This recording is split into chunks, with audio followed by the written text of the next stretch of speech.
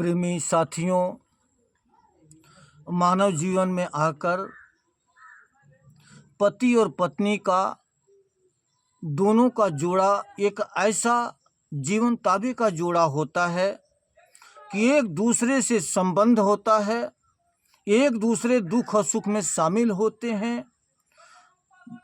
पति और पत्नी जीवन के एक दो पहिए होते हैं जो कि दोनों को एक साथ जुड़कर चलने से ही जीवन का निर्वाह होता है।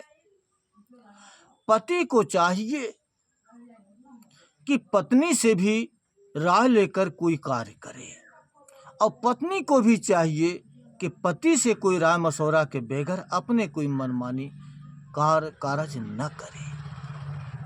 मगर दोनों को सहमति रहने से ही जीवन का निर्वाह होता है।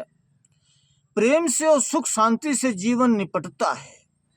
मगर पत्नी से राय लेने का मतलब यह नहीं कि सर्वोसर्वा पत्नी पर ही अपना भार हम रख दें, कि जो पत्नी कहे उसी के हम कहने के अनुसार चले। हमारी मन मर्जी या हमारा विवेक वहां पर का कोई स्थान ही न रह जाए और हमारे भी बदले सारे निर्णय पत्नी ही लेना शुरू कर दे। अगर ऐसा हम अपने जीवन में करते हैं तो हमारे जो पति का जो अहमियत है, जो एक पति का दर्जा है, वो खत्म हो जाता है और जीवन का सम्मान मिट जाता है और पति एक पत्नी का गुलाम बन के रह जाता है। ऐसा जीवन जीना जो कि मानवता में उचित नहीं है। दोनों का एक विचार हो करके रह करके जीना चाहिए, मगर पति पत्नी का गुलाम बन करके जीना एक सामाजिक बहुत बड़ा दोष है जो कि समाज में व्यक्ति सर उठाकर जी नहीं सकता।